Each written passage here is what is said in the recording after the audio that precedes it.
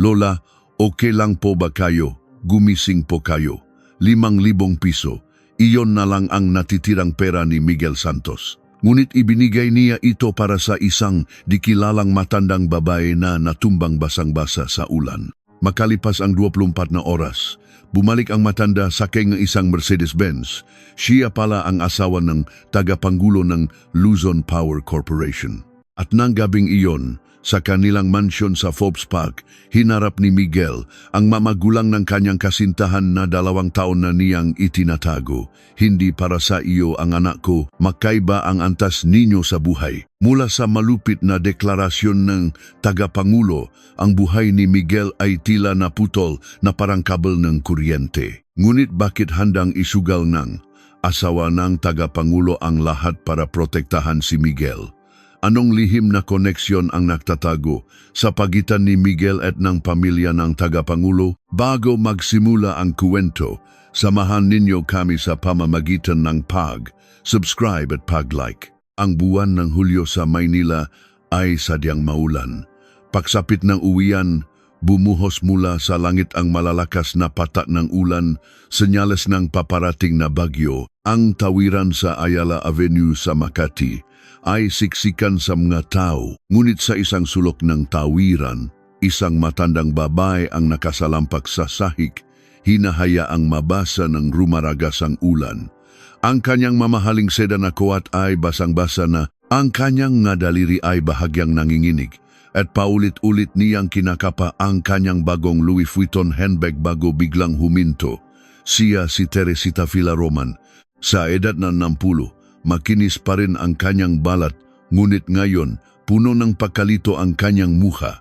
Tinitignan siya ng dumaraan ng may pagtataka, ngunit walang sinumang lumapit. Noon mismong sandaling iyon, isang binatang nakasuot ng itim na suwet ang lumapit. Siya si Miguel Santos, isang 31 taong gulang na electrical engineer. Katatapos lang niya sa isang pulong kasama ang isang kliyente at pauwi na sana. Agad naunawaan ni Miguel ang kalagayan ni Teresita. Narinig na niya ito mula sa isang kaibigang nagtatrabaho sa ospital tungkol sa mga sintomas ng mga matatanda na biglang naliligaw at nalilito.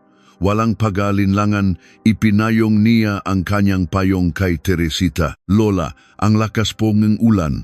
Okay lang po ba kayo? Dahan-dahang, itinaas ni Teresita ang kanyang ulo at tumingin kay Miguel.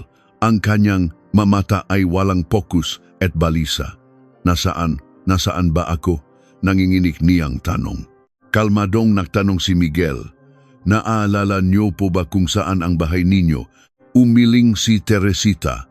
Sinubukan niyang buksan ang kanyang handbag para may hanapin, ngunit dahil sa panginginig ng kanyang kamay, hindi man lang niya may labas ang pitaka. Maingat na nagtanong si Miguel, may cellphone po ba kayo? Tatawagan ko po ang pamilya ninyo. Inabot ni Teresita ang kanyang telepono. Tininyan ni Miguel ang contact at pinindotang numerong nakasave sa diyesan. Matapos ang 2 ring, isang malalim at seryosong boses ng lalaki ang sumagot. Mahal, nasaan ka na? Bakit hindi ka pa umuwi? May halong pag-aalala at inis sa kanyang boses. Magalang na nagsalita si Miguel. Magandang hapon po. Isa po akong dumaraan lang. Mukhang naliligaw po ang ginang dito sa tawiran sa Ayala. Kaya po ako tumawag.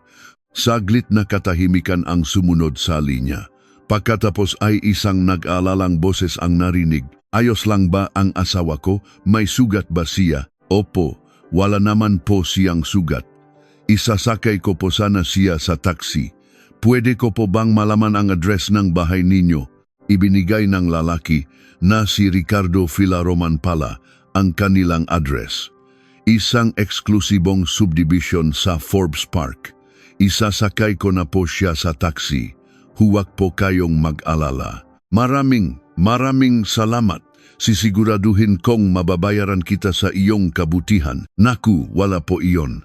Sige po, ibinaba ni Miguel ang tawag at inalalayan si Teresita. Patuloy ang pagbuhos ng ulan at lalong namumutla ang muka ni Teresita. Lola, sasakay na po tayo ng taxi. Hinihintay na po kayo ng lolo. Tumango si Teresita. Inalalayan ni Miguel ang braso ni Teresita patungo sa kalsada. Sakto namang may dumaang bakanteng taxi.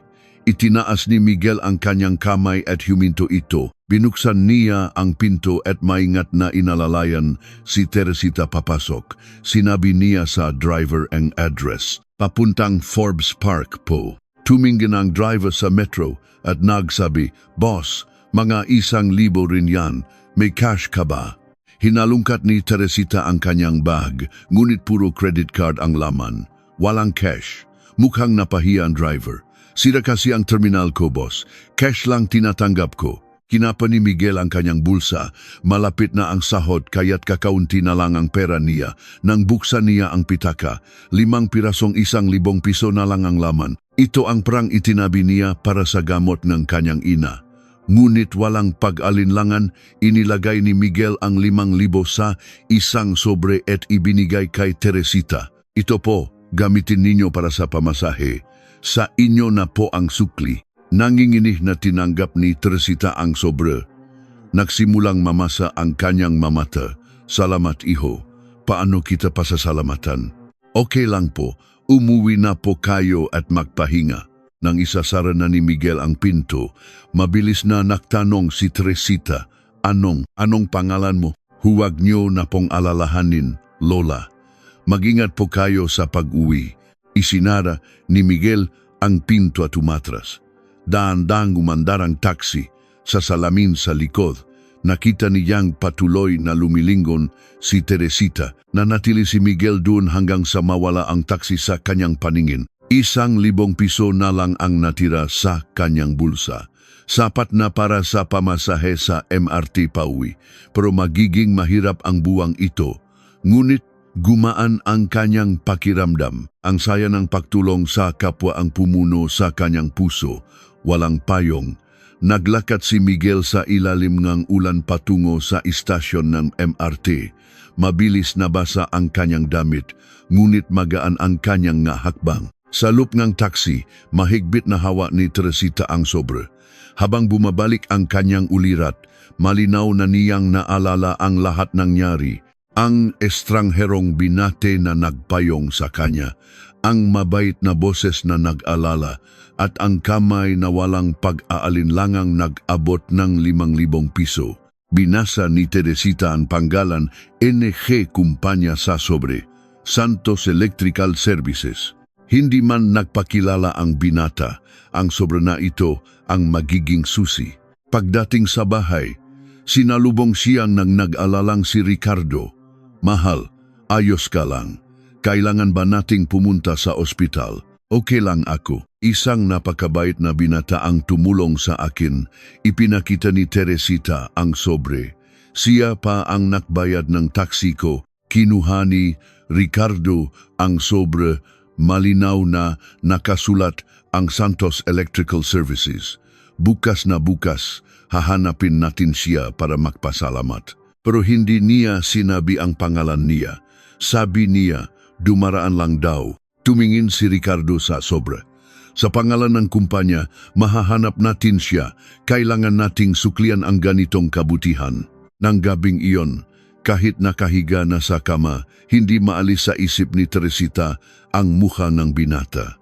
Ang maalalahaning nga mata at ang mainit na kamay na nakpayong sa kanya. "Bukas, kailangan ko siyang hanapin at pasalamatan." Iyon ang kanyang desisyon. Hindi niya alam na ang maliit na pagkikitang iyon ay simula pa lang ng isang malaking koneksyon. At ang binatang iyon ay ang lalaking minamahal ng kanyang anak. Kinabukasan, 8:00 ng umaga, ang opisina ng Santos Electrical Services ay nagsisimula pa lang ang araw. Nagtitimpla ng kape ang mga empleyado. Si Miguel ay nakaupo na sa kanyang mesa, sinusuri ang isang blueprint. Kahit na ginastos niya ang 5,000 kahapon at kailangan niyang magtipid sa tanghalian, magaan pa rin ang kanyang loop. Bigla, may narinig siyang bulungan mula sa labas. Tumingin si Miguel. Isang itim na Mercedes-Benz ang huminto sa tapat ng kanilang opisina. Bihira makakita ang ganong sasakyan sa lugar na iyon. Ang Santos Electrical Services ay nasa isang maliit na gusali malapit sa isang industrial park sa Pasig. Napapaligiran ng mga pabrika at bodega. Bumaba ang driver at binuksan ang pinto sa likod. Isang babaeng nakasuot ng eleganteng coat ang bumaba. Si Teresita. May dala siyang malaking basket ng prutas at isang shopping bag mula sa Rustans. Nakagulo ang opisina. Nagdikit-dikit ang mga empleyado sa bintana. Wow, di ba S-class yan? Ang mahal niyan. Sino kaya yan? May kliyente ba tayong ganyan kayaman? Binuksan ni Teresita ang pinto ng opisina. Ang bagong empleyado sa reception ay dali-daling tumayo. Good morning, ma'am. Ano po ang may tutulong ko? Ngumiti si Teresita. Nandiyan ba si Engineer Miguel Santos? Nanlaki ang mga mata ng receptionist. Isang mayamang bisita na naghahanap kay Miguel, mabilis niyang itinuro si Miguel. Ayun po siya, ma'am. Nang makita ni Teresita si Miguel, lumiwanag ang kanyang mukha, mabilis siyang lumapit. Gulat na napatayo si Miguel, yung lola kahapon. Malalim na yumuko si Teresita. Isang 6'0", taong gulang na may bahay ng isang bilyonaryo na yumuyuko ng ganun. Nagulat ang lahat ng empleyado. Iho, maraming salamat sa tulong mo kahapon. Ligtas akong nakawi dahil sa iyo. Mabilis na ikinumpas ni Miguel ang kanyang kamay. Naku, wala po iyon. Hindi niyo na po kailangang mag-abala pa. Inabot ni Teresita ang basket ng prutas puno ng imported na ubas, Fuji apples at mangga. Ito ay tanda ng aking pasasalamat. Ibahagi mo sa mga kasamahan mo. At inabot din niya ang shopping bag. Sa loob, may isang set ng mamahaling damit pang opisina. Nakita kong nabasa ang damit mo kahapon.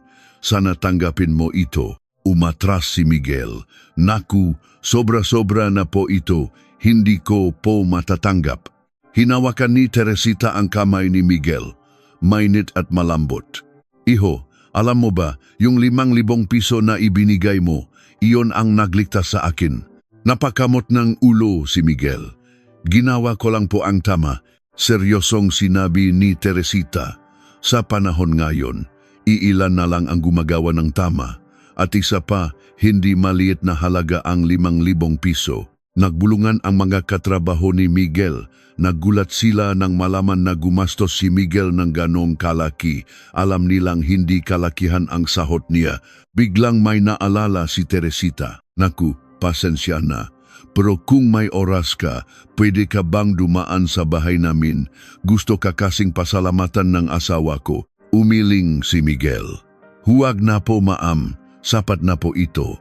Please, iho, gusto lang naming maghanda ng hapunan para sayo, mamayang 7:00 gabi. Pwede ka ba? Dahil sa pakiusap ni Teresita, hindi na nakatanggi si Miguel. Lalo na't sumisenyas na rin ang boss niya sa tabi, isang koneksyon sa isang mayamang pamilya ay makakatulong sa kumpanya. Sige po, dadaan po ako saglit. Ngumiti ng malapad si Teresita at iniabot ang isang business card na may address, isang mansion sa Forbes Park. Hihintayin kita mamayang 7:00. Pumunta ka, ha? Pagkaalis ni Teresita, nagkagulo ang opisina, pinagkaguluhan si Miguel. Miguel, ang swerte mo. Alam mo ba kung sino yon? Forbes Park, pre. Mga bilyonaryo lang nakatira doon. Nalilito pahing si Miguel. Tumulong lang siya sa isang nawawalang lola. Hindi niya inakalang lalaki ng ganito ang sitwasyon. Pagsapit ng gabi, nakbihis si Miguel ng malinis na polo shirt at naktungo sa Forbes Park. 1 oras ang bayahe, sakay ng MRT at jeep. Pagdating niya, ibang-iba ang kapaligiran. Matatas na pader, malalaking gata at tamig namkakaya. Parang hindi Maynila. Nahanap niya ang address. Isang dambuhalang mansyon. May guwardiya sa gate. Sino po sila? Ako po si Miguel Santos. Inimbita po ako ni Mrs. Villaroman. Kinumpirma ng guwardiya sa radyo at binuksan ang gate. Kinakabahang pumasok si Miguel. Ang hardin ay kasinlaki ng isang football field at ang mansyon ay gawa sa marmol. Binuksan ang pinto at sinalubong siya ni Teresita. Iho, buti nakarating ka. Kanina pa kita hinihintay. Magalang na bumati si Miguel. Salamat po sa pagimbita. Pakpasok sa loob, lalo siyang namangha. May malaking chandelier sa kisam at makamamahaling painting sa dingding. Dinala siya sa dining area kung saan nakahanda ang napakaraming pagkain. Naku, hindi nyo na po sana kailangang magabala ng ganito. Ngumiti si Teresita. Umupo ka. Darating na rin ang asawa at anak ko. Pagkaupo ni Miguel, may pumasok sa dining room. Natigilan si Miguel. Ang pumasok ay si Isabel, ang kanyang kasintahan. Nanlaki rin ang mga mata ni Isabel. Ma, yung bisita natin naputol, ang kanyang sasabihin nang maktama ang kanilang mga mata. Uminto ang oras. Bahagyang nanginig ang mga mata ni Miguel habang si Isabel ay natigilan at bahagyang nakabukas ang bibig. Hindi nakaligtas kay Teresita ang kakaibang tensyon sa pagitan nilang dalawa. Teka, sabi ni Teresita habang tinitignan sila ng salitan. May kutob siya bilang isang ina. Ang gulat sa mukha ng anak, ang kaba sa kilos ng binata at ang kakaibang hangin sa pagitan nila. Hindi ito reaksyon ng makataong ngayon lang nakita. Magkakilala kayo? Mabilis na umiling si Isabel. Hindi po, kasi ngunit nanginginig ang boses niya. Hindi siya magaling magsinungaling. Tumihim si Miguel. Dahil sa reaksyon nilang dalawa, nakumpirma ni Teresita ang kanyang hinala. Makasintahan sila, kaya pala masayang-masaya si Isabel nitong mga nakaraang buwan. Nang magsasalita na sana si Teresita, isang mabigat na yabak ang narinig. Pumasok si Ricardo Filaroman. Nakasuot ng business suit, mukha siyang napaka-intimidating. Inilibot niya ang kanyang matalas na tingin sa silid at huminto kay Miguel. Ikaw ba ang tumulong sa asawa ko kahapon? Tumayo si Miguel at magalang na yumuko. Magandang gabi po. Ako po si Miguel Santos. Sinuri ni Ricardo si Miguel mula ulo hanggang paa. Malinis pero murang damit, gastadong sapatos at mga kalyo sa kamay. Agad niyang nakita na isa itong manggagawang galing sa hirap. Salamat, malamig ni Jang sabi. Umupo si Ricardo. Santos Electrical Services. Isa sa mga subcontractor namin. Maliit na kumpanya kung hindi ako nakakamali. Ang mapanlait na tono ay nakpatikal sa muka ni Isabella. Opo, sir. Malit lang po pero tapat kaming naktatrabaho. Inikot ni Ricardo ang kanyang wine glass at tiningnan si Isabel. Pagkatapos ay muling tumingin kay Miguel.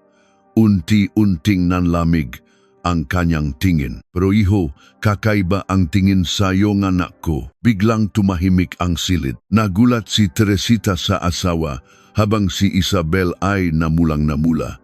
Papa, anong sinasabi mo? Ngumisi si Ricardo. 30 taon na ako sa negosyo. Kabisado ko na ang mga tao. Matagal na kayong magkakilala. Hindi ba? Napalunok si Miguel. Hindi niya alam kung magsisinungaling o aamin. Naglakas loob si Isabel. Opo papa, kami na po. Naging bato ang mukha ni Ricardo. Malakas niyang ibinagsak ang wine glass sa mesa. Gaano katagal na? 2 taon na po. 2 taon. Malamig na tiningnan ni Ricardo si Miguel. Kaya mo ba siya niligawan? Dahil sa yaman ng pamilya namin, matatag na umiling si Miguel. Hindi po, hindi ko po alam na anak siyang mayaman. Sinong maniniwala diyan? Papa, sigaw ni Isabel, ngunit nagpatuloy si Ricardo. Ang taong tinulungan mo kahapon ay asawa ko at ang babaeng ito ay anak ko. Sasabihin mong nagkataon lang lahat ng ito? Hindi ba ito planado? Totoo po, nakataon lang lahat. Ngayon ko lang po nalaman. Sinubukan ni Teresita na awatin ang asawa. Mahal, sobra ka naman. Tinulungan niya ako. Huwag mo siyang tratuhin ng ganyan. Tiningnan ni Ricardo ang asawa. Masyado kang mabait. Ang mundo ay hindi Pinapatakbo ngang kabaitan lang at muli siyang tumingin kay Miguel. Iho, magsasabi na ako ng totoo. Hindi kayo bagay ng anak ko. Magkaiba ang katayuan ninyo sa buhay. Naiya na sinabi ni Isabel, Papa, anong panahon na ngayon? Anong kinalaman ng katayuan sa buhay? Malaki ang kinalaman. Ikaw ang tagapagmana ng Luzon Power Corporation. Tapos mag-asawa ka ng empleyado ng isang subcontractor, anong sasabihin ng mga tao? Malamig na sinabi ni Ricardo, mas mabuting umuwi ka na. At mula ngayon, huwag mo nang kikitay ng anak ko. Naiyak na hinawakan ni Isabel ang braso ni Miguel. Miguel, dahan-dahang inalis ni Miguel ang kamay ni Isabel. Tumingin siya ng diretso kay Ge Villaroman. Sir, narinig ko po ang sinabi ninyo, pero isa lang po ang gusto kong sabihin. Tinaas ni Ricardo ang kanyang kilay. Ano yon? Hindi ko po minahal si Isabel dahil sa pera o posisyon. Mahal ko po siya ng totoo at naniniwala akong darating ang araw na tatanggapin ninyo ang katotohanan ng puso ko. Yumuko si Miguel kay Teresita. Salamat po sa paanyaya, alis na po ako. Nang umalis si Miguel, sinubukang sumunod ni Isabel ngunit pinigilan siya ni Ricardo. Umupo ka. Napaupo si Isabel at nagsimulang umiyak. Niyakap siya ni Teresita habang masama ang tingin sa asawa. Mahal, sumosobra ka na. Malamig na sumagot si Ricardo. Ginagawa ko to para sa anak ko. Nakakita ka na bang ng masayang pagsasama ng magkaiba ang estado sa buhay? Napabuntong hininga si Teresita. Pero mabuting tao ang binatang yon. Nakita ko. Mabuting tao. Hindi sapat ang pagiging mabuting tao para mabuhay sa mundo. Kailangan nating harapin ang realidad. Tumayo si Ricardo. Isabel, mula bukas, putulin mo na ang koneksyon mo sa kanya. Kung hindi, ako mismo ang kikilos. Sumigaw si Isabel. Sino po kayo para diktahan ako? Buhay ko to. Buhay mo, anak kita at tagapagmana ng Luzon Power. May kaakibat na responsibilidad yan. Pumasok si Ricardo sa kanyang study. Naiwan ang mabigat na katahimikan. Habang pauwi, gulong-gulo ang isip ni Miguel. Alam niyang tututol ang ama ni Isabel, pero masakit pa rin itong marinig ng harapan. Pero hindi siya susuko. Mahal niya si Isabel. Tumunok ang kanyang telepono. Si Isabel, Miguel, sorry. Sobra ang sinabi ni Papa. Okay lang. Inaasahan ko na to. Anong gagawin natin? Tumingin si Miguel sa labas ng bintana. Kahit gaano katagal, gusto kong makuha ang respeto niya sa tamang paraan. Salamat, sabi ni Isabel. Hindi rin ako susuko. Nakasundo silang magtiwala sa isa't isa. Mahirap man ang daan. Naniniwala silang malalampasan ng pag-ibig ang lahat. Isang linggo ang lumipas. Patagong nag-usap sina Miguel at Isabel pero hindi sila nakikita dahil sa mahigpit na pagtutol ni Ricardo. Isang Sabado ng hapon, nakatanggap si Miguel ng isang di inaasahang tawag. Miguel, si Teresita ito, ang nanay ni Isabel. Napatayo si Miguel. Ma'am, magandang apon po. May emergency. Nagkaroon ng problema sa kuryente sa rest house namin sa Tagaytay.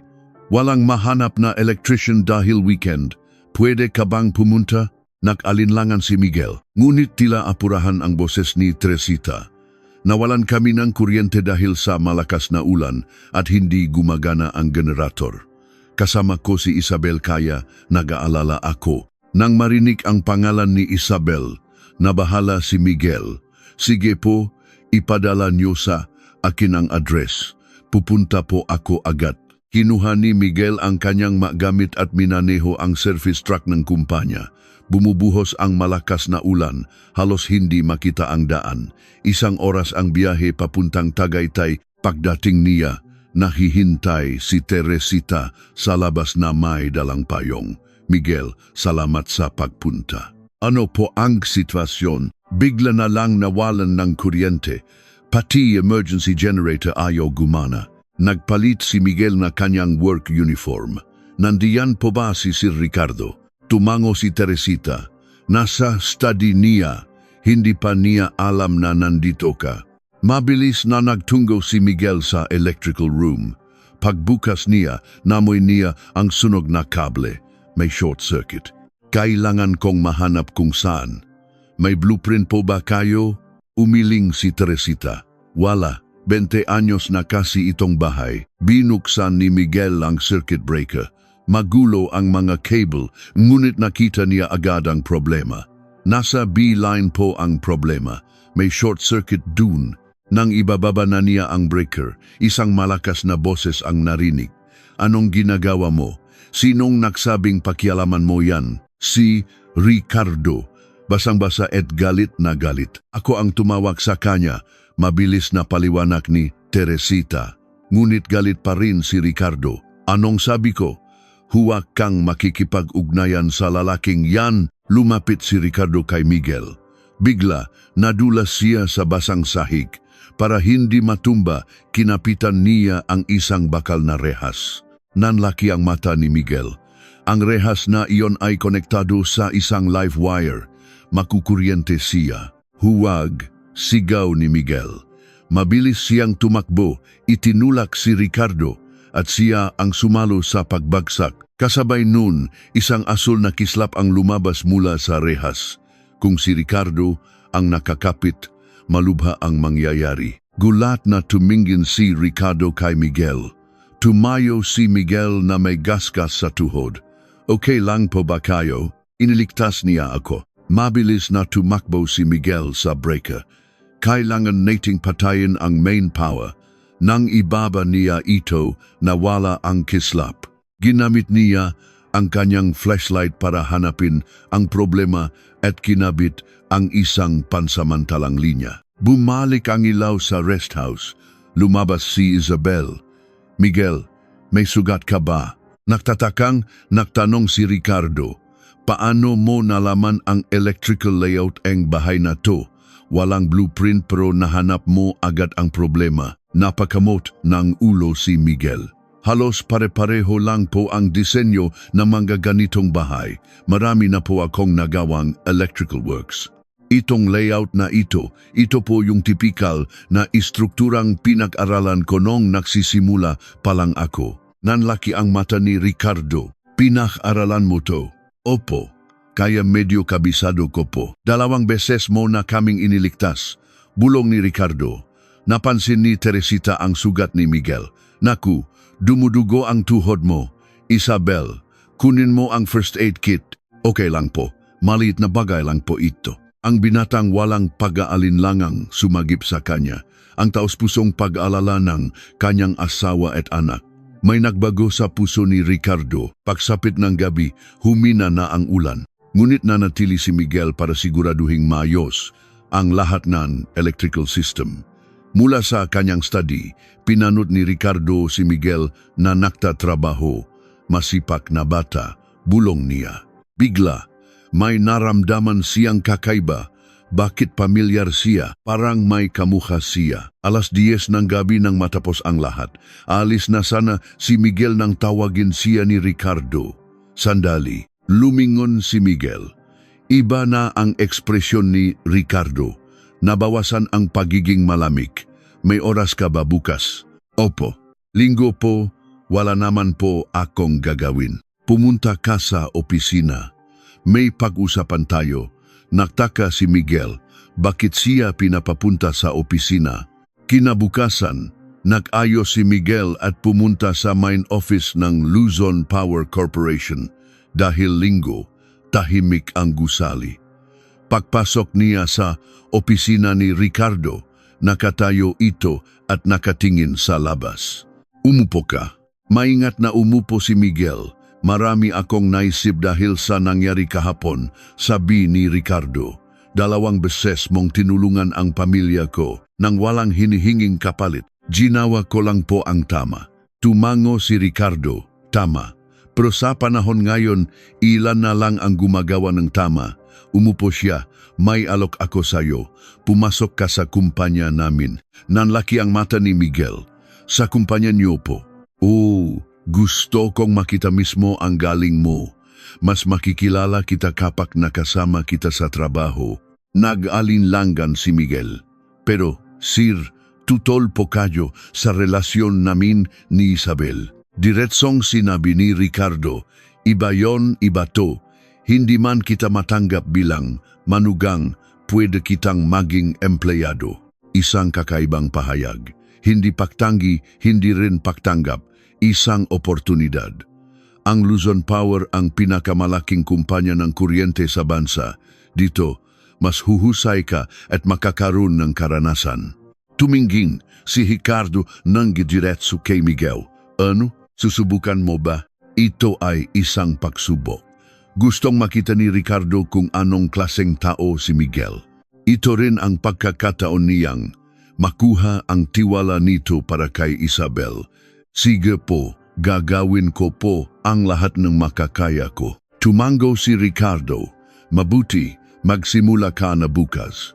Ilalagay kita sa Power System Development Team. Salamat po, hindi ko po kayo bibigin. Paglabas ni Miguel, halo-halo ang kanyang emosyon. Isang malaking oportunidad ang makapasok sa Luzon Power, ngunit malaking responsibilidad din. Kailangan niyang may pasa ang pagsubok ni Ricardo. Naghihintay sa labas si Isabel. Miguel, anong nangyari? Magsisimula na akong magtrabaho dito bukas. Lumiwanag ang muka ni Isabel. Talaga pumayag si Papa bilang empleyado. Pero bilang manugang, hindi pa. Hinawakan ni Isabel ang kamay ni Miguel. Pero unang hakbang na yan. Alam kong mapapalambot mo ang puso ni Papa. Ngumiti si Miguel. Susubukan ko. Kinabukasan, mas maagang gumising si Miguel. Paulit-ulit niyang inayos ang kanyang kurbata, nanginginig ang kanyang kamay. Unang araw niya sa isang dambuhalang korporasyon, ang gusaling ng Luzon Power ay naktatayugan sa gitna ng Makati. Ang salaming pader nito ay kumikinang sa sikat ng araw. Huminga siya ng malalim. Nasa 12th floor ang kanilang opisina. Pagbukas ng elevator, isang malawak na espasyo ang bumungat sa kanya. Abala na ang lahat. Sinalubong siya ng team manager. Ikaw si Miguel Santos, di ba? Bilinggeman na alalayan ka, dito ang pwesto mo. Sa unang linggo, inaral ni Miguel ang sistema ng kumpanya. Gabi-gabi siyang nag-aral ng electrical blueprint kam kumpanya. Isang tanghalian, mag-isa siyang kumakain ng may umupo sa tapat niya. Si Paulo Gonzales, ang head ng planning division. Miguel Santos, kumusta ang pag-adjust? Malamig ang boses ni Paulo, ngunit malamig ang tingin. Okay naman po, Sir. Santos Electrical, di ba? Ilan lang ang empleyado niyo doon? 20 po. Ngumi si Paulo. Mas marami pa ang isang department dito. Ano kayang natutunan mo doon? Maliit man po ang kumpanya, marami po akong karanasan sa field. Mismong nga kamay ko po ang humahawak sa mga kabel. Kamay? Hindi namin yan ginagawa dito. Pinapasa namin yan sa mga subcontractor. Tumayo si Paulo at may huling sinabi, si Isabel, makakilala na kami mula pa noong college. Baka hindi mo alam. 2 linggo ang lumipas, nagkaroon ng pulong. Nakuha natin ang proyekto para i-upgrade ang power system ng Makati Medical Center. Sinong gustong humawak? Walang naktaas ng kamay. Masyadong maslan ang ospital, naktaas ng kamay si Miguel. Ako po, nagulat ang manager. Miguel, 2 linggo ka pa lang dito. Pinag-aralan ko na po ang power systems ng mga hospital. May bago po akong ideya. Pumayag ang manager. Sige, I present mo sa Biyernes sa executive meeting. Gabit araw na nahanda si Miguel. Ang kanyang ideya, isang uninterruptible power supply, UPS, system na may zero delay. Kapag nawalan ng kuryente, abutin lang ng 0.01 segundo bago lumipat sa battery power, kaya't hindi titigil ang mga life support machines. Dumating ang Biyernes. Nasa meeting si Ricardo, kalmadong nagsimula si Miguel. Ipinakita niya isang maliit na modelo ng ospital. Pinatay niya ang main power, ngunit hindi namatay ang ilaw sa modelo. Gayang nakikita ninyo, tuloy-tuloy ang supply ng kuryente. Isang executive ang nagtanong, Magkano ang gastos? Mas mataas ngang 20% sa simula. Pero kung isang buhay man lang ang maililigtas nito, hindi matutumbasan ng pera ang halaga nito. Tahimik ang lahat. Pati si Ricardo, kahit walang emosyon, tila lumambot ang tingin. Biglang nagsalita si Paulo. Maganda sa teorya, pero iba ang totoong sitwasyon. Ang pamamaraan ng maliit na kumpanya, gagana ba sa isang higante? Tiningnan siya ni Miguel. Malaki man o maliit, pareho lang ang prinsipyo ng kuryente. At dahil may karanasan ako sa field, mas praktikal ang disenyo ko. Unang beses nagsalita si Ricardo. Miguel, pumunta ka mismo sa Makati Med at magsagawa ngang on-site inspection. Sa susunod na linggo, magsumite ka ang detalyadong plano. Lumiwanag ang mukha ni Miguel. Salamat po, gagawin ko po ang lahat. Nang gabing iyon, nagkaroon ng team dinner. Sa isang bar, nag-iinuman sila. Narinig nila ang boses ni Paulo mula sa kabilang mesa. Santos Electrical? Anong klaseng kumpanya yan? Galing lang sa maliit na kumpanya, magmamagaling dito. Tumayo si Miguel at nilapitan si Paulo. Sir, kahit saan man ako galing, ang magandang ideya ay magandang ideya. Pagliligtas ng buhay ang pinag-usapan. Anong kinalaman ng laki ng kumpanya? Tumayo si Paulo, namumula. Ayoko lang na isang tulad mo ang nasa tabi ni Isabel. Tumalikod si Miguel. Sir, hinay-hinay lang po sa inom. Pagbalik niya sa mesa, palihim siyang pinalakpakan ng kasamahan. Isang buwan ang lumipas. Nagsimula na ang proyekto sa Makati Med. Ngunit biglang ipinaalam ng ospital na papalitan ang ilang equipment na nasa disenyo ni Miguel.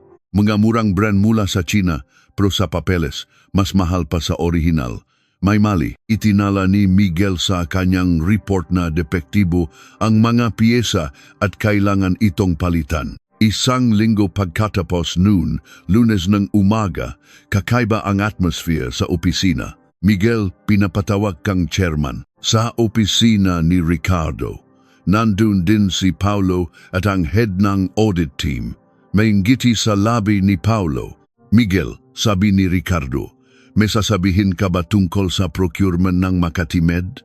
Hindi ko po maintindihan. Ipinakita ni Paulo ang isang dokumento. Ang kontratang ito ay nagpapakita na bumili tayo ng substandard na equipment sa presyo ng original. Saan napunta ang sobrang pera? Namutla si Miguel. Hindi ko po yan ginawa. Sa katunayan, nag-report ako na kailangan itong palitan. Ngunit sa ipinakitang report, wala ang isinulat ni Miguel. Pinalitan ito. Nakasulat na normal ang lahat ng equipment at sa ilalim naroon ang selyo ni Miguel. Hindi po ako naglagay ng selyo diyan. Pekeng dokumento po yan. May pruweba ka ba? Malamig na tanong ni Ricardo. Natahimik si Miguel. Ito ay isang patibong. Sa huli, pralang pala ang habol mo, sabi ni Ricardo. Nakamali ako ngang pagkilala sa iyo. Kinabukasan, kumalat ang balita sa media. Iskandalo sa procurement. Kinasasangkutan engge isang teknisyan. Pinagkaguluhan si Miguel ng mga reporter. Sa disciplinary hearing, ipinahayag ang desisyon. Tinanggal ka na sa trabaho. Nang hihinang lumabas si Miguel, narinig niya ang bulungan. Sabi na nga ba, hindi mapagkakatiwalaan ang nagaling sa hirap. Habang nagliligpit ng gamit, dumating si Isabel, umiyak. Miguel, hindi to totoo. Alam kong hindi mo yan magagawa. Alam ko, Isabel. Pero wala akong ebidensya. Niyakap niya si Isabel. Paglabas niya ng gusali, tiningnan niya ito. Ang dating simbolo ng pag-asa ay isa na ngayong pader ng kabiguan. Sa bahay, napahiga na lang siya. Bakit siya ginanito ni Paulo? Dahil kay Isabelle. Madaling araw, tumunok ang doorbell. Sino kaya ito? 3:00 ng madaling araw, tumunok ang doorbell ni Miguel. Sa labas, isang di inaasahang bisita ang nakatayo, si Teresita. Nakasuot siya ng itim na coat at baka sa kanyang mukha matinding pag-aalala, may hawak siyang maliit na sobre. Ipinatuloy siya ni Miguel. Umupo si Teresita sa sofa at inilapagang sobre sa mesa. May narinig ako, sabi niya. Sa kanyang beauty parlor, narinig niya ang usapan tungkol sa mga kahina-hinalang pagkikita ni Paolo at ng isang accountant mula sa ospital. Sa mga mamahaling bar daw sila nagkikita. Nagbago ang tingin ni Miguel. Ma'am, baka mapahamak po kayo. Ngumiti lang si Teresita, isang ngiti na puno na determinasyon. Tinapik niya ang balikat ni Miguel bago tumayo, dahil pamilya tayo. Natigilan si Miguel sa salitang pamilya. Kinabukasan, nakipagkita si Teresita sa asawa ng accountant sa isang coffee shop. Sa pamamagitan ng magaling na pakikipag-usap, nakuha niya ang impormasyon. Ang orihinal na kontrata ay nasa bodega sa basement ng ospital. May hiwalay na dokumento na si Paolo mismo ang pumirma. Nang gabing iyon, pumunta si Teresita sa ospital. Sinalubong siya ng hospital director, nakdahilan siyang interesado ang asawa niya sa electrical system ng ospital kaya inspeksyonin niya ito. Habang naglilibot, nagpaalam siyang mag-CR at palihim na pumunta sa basement. Sa dilim, gamit ang ilawong kanyang cellphone, hinalungkat niya ang mga dokumento.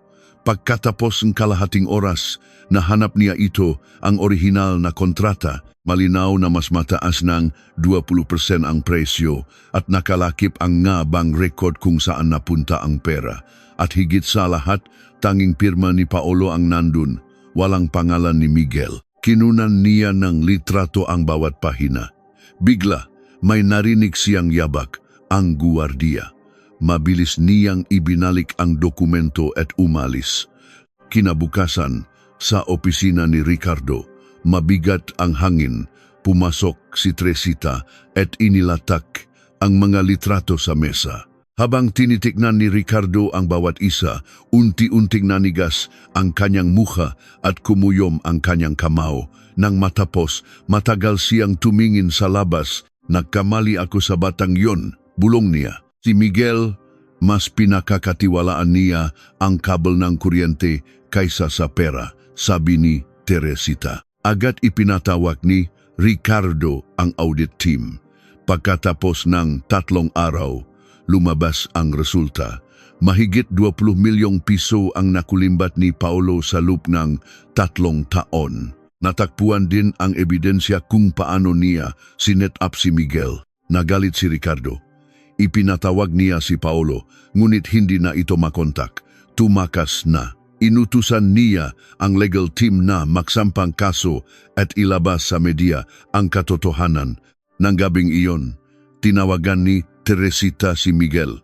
Lahat ng katotohanan ay lumabas na pwede ka nang bumalik sa pwesto mo. Pakababang ang tawag. Umiyak si Miguel. Umiyak siya sa galit, sa hinakpis at sa pasasalamat. Samantala, sa opisina, nag-usap sina Ricardo at Teresita. Yung batang yon, ililigtas ka niya kahit ikapahamak pa niya, sabi ni Teresita. Itinatak ito ni Ricardo sa kanyang isipan. Habang papalabas si Teresita, napatingin siya sa isang lumang litrato sa pader. Ang batang Ricardo na nakaagbay sa isang kaibigan. Pamilyar ang mukha ng kaibigan, tila kamukha ni Miguel. Ngunit inisip niyang guni-guni lang niya ito. Kinabukasan, sumabog ang balita. Inaresto si Paolo. Habang inaayos ang pagbabalik ni Miguel, malalim ang iniisip ni Ricardo. Bakit ganon na lang ang pakiramdam niya kay Miguel? May mas malalim na koneksyon. Binuksan niya ang isang lumang photo album. Mga litrato noong college.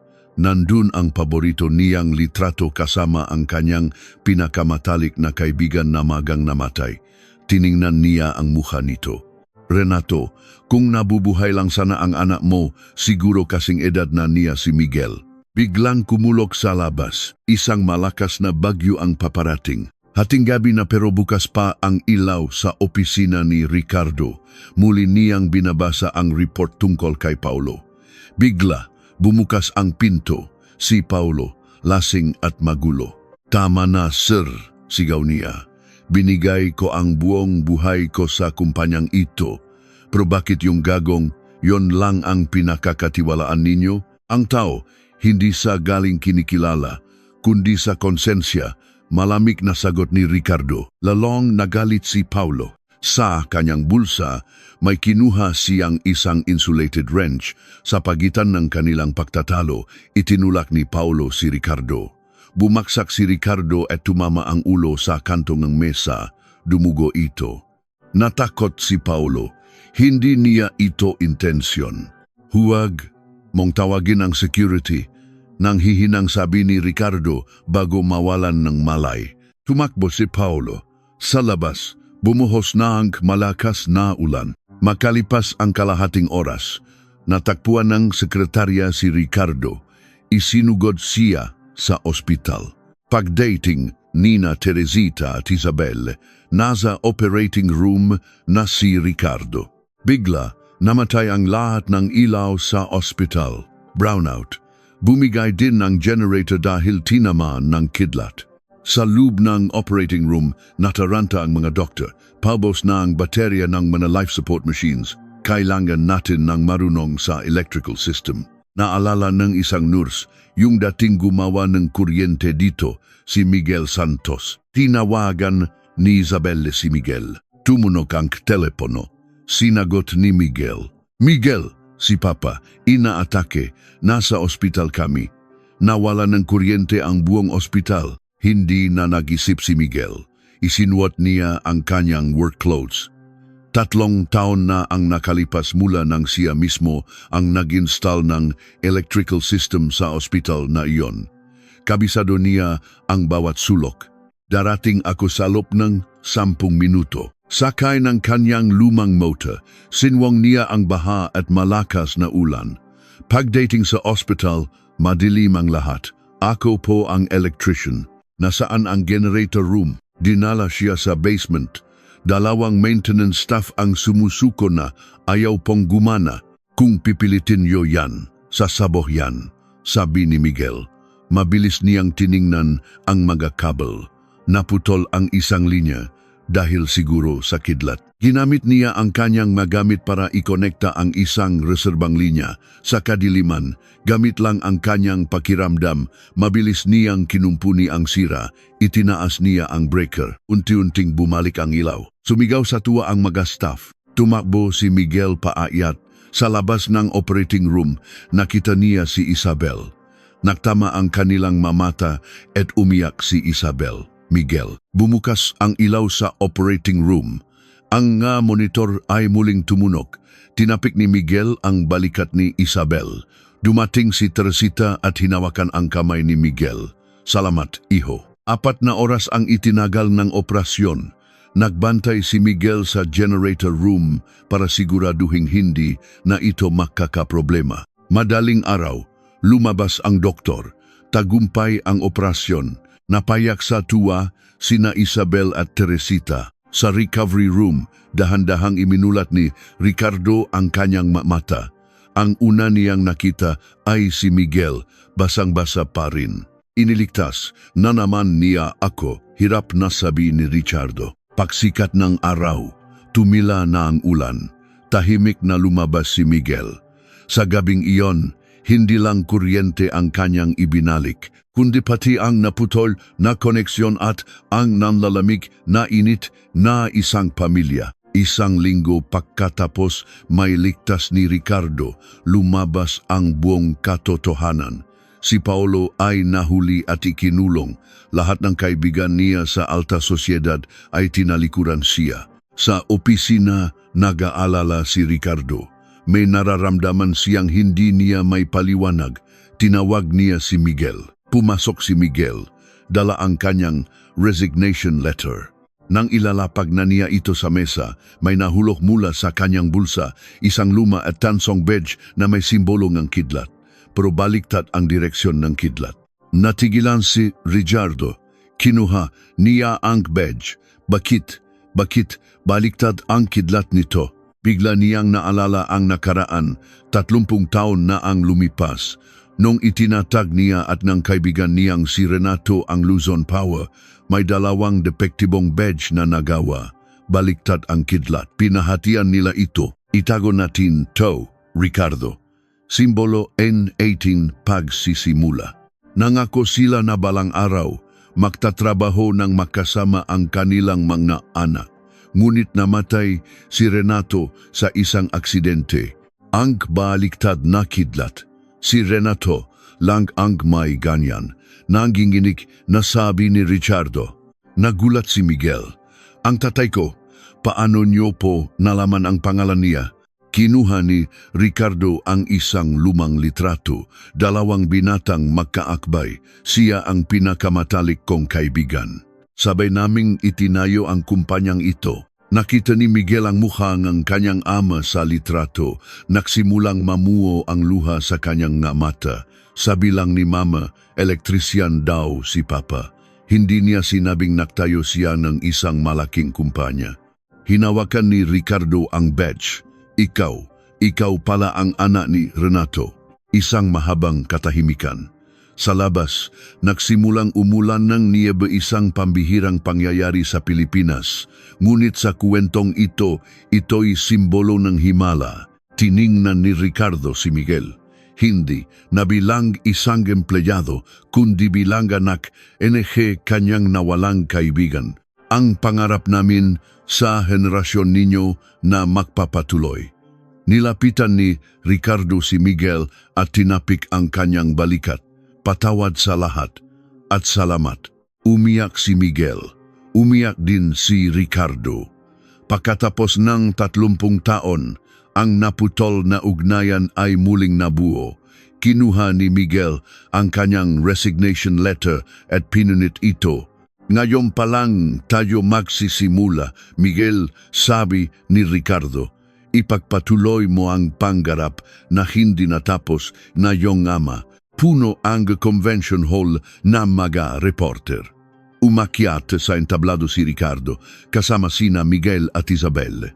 Sa kanilang mga daliri, suot na nila ang kanilang mga wedding ring. Ngayong araw, anunsyo ni Ricardo, ipinapakilala ko sa inyo ang aking manugang, si Miguel Santos, ang magiging katuwang ko sa kinabukasan ng kumpanyang ito. Lumapit si Miguel sa mikropono.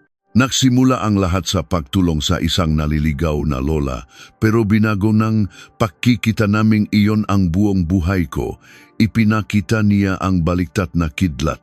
Minsan, ang baliktad na landas ang nagpapakita sa atin na tamang direksyon. Ang kuryente, tulad ng tao, kailangang makakonekta para mabuhay. Tiningnan ni Ricardo ang kanyang asawa. Ngayon, alam ko na kung bakit mo siya tinulungan. 3 buwan ang lumipas sa isang magandang simbahan. Ikinasal sina Miguel at Isabel. Si Teresita mismo ang naghatid sa kanyang anak sa altar at iniabot ang kamay nito kay Miguel. Alagaan ninyo ang isa at isa, bulong niya. Nang matapos ang kasal, nagsimula na namang umambon sa labas. Kinuha ni Miguel ang isang payong at ipinayong ito kay Teresita. Muling naalala ni Teresita ang araw na una silang nagkita. Kung hindi dahil sa araw na iyon, wala rin ang araw na ito, sabi ni Miguel. Niyakap ni Ricardo ang kanyang asawa. Ang 4 na bagong miyembro ng pamilya ay nakatayo sa ilalim ng ambon. Walang nakataon sa mundo, bulong ni Ricardo. Lahat ng koneksyon ay bumabalik sa tamang lugar. Tumila ang ulan at isang magandang bahahari ang lumitaw sa kalangitan. Nagsimula silang maglakad bilang isang bagong pamilya, konektado at buo. Ang himala na nagsimula sa 5,000 piso ay naging pag-ibig, pamilya at isang walang hanggang koneksyon. Salamat sa iyong pakikinig sa aming kwento. Kung saan ka man sa mundo nakikinig, mag-iwan ng komento sa ibaba para mabati namin kayo. Nawahi magkaroon kayo ng isang masaya at malusok na araw. Hanggang sa susunod na kwento,